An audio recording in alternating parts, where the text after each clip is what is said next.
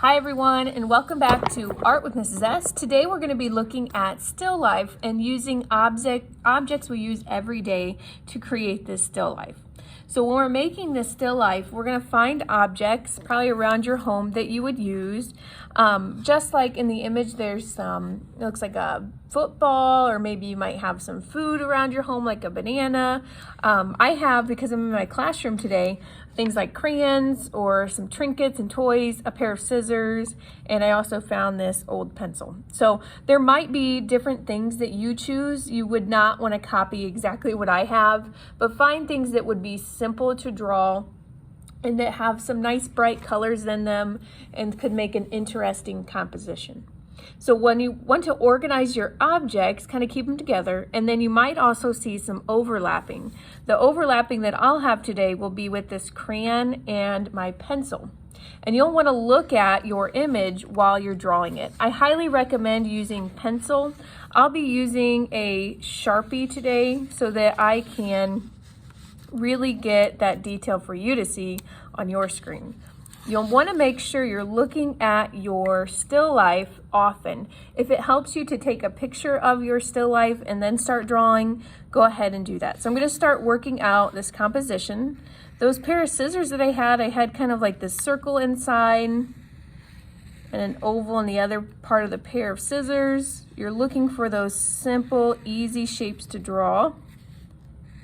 And you're copying those forms. So again, it doesn't help you to draw mine. If you want to draw mine, I'm going to include a picture on this week's Padlet, but you do not have to draw the one that I draw. And I'm looking at those tiny details.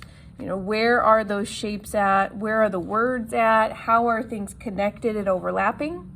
Alongside those scissors, I next had kind of the squishy baseball. It would be kind of that circular sphere shape, and then there's also some details on here with some stitches, those red lines on there.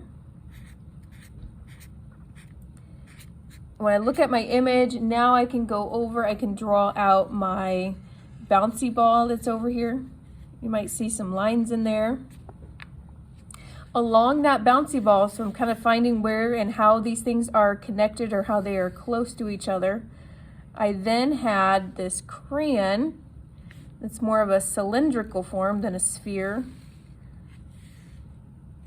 I have the detail of the crayon on the top. It's been used a little bit, so it's got some details on there. And it's got the green coming out of the bottom. I'm looking to see that I have part of the logo on there from Crayola.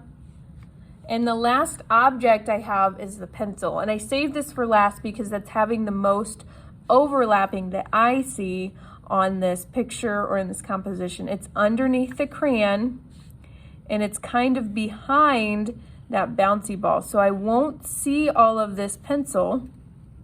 It kind of stops right before it gets to the top of my scissors. My pencil has a little bit of an eraser on the end, but it's not all there. And it has that metal piece with some lines that will curve around, just a little part of that eraser. So again, find something in your home or close by that you might use every day and that we can make look interesting again. Put them all together. If it helps you to take a picture, take a picture. And then I'd like you to sit and observe it and draw what you see. When you're all done drawing it, don't forget to add some color. And then of course, post your picture to Padlet with your first, last name, and classroom teacher. Thanks for joining me today. I can't wait to see all of your awesome still lifes.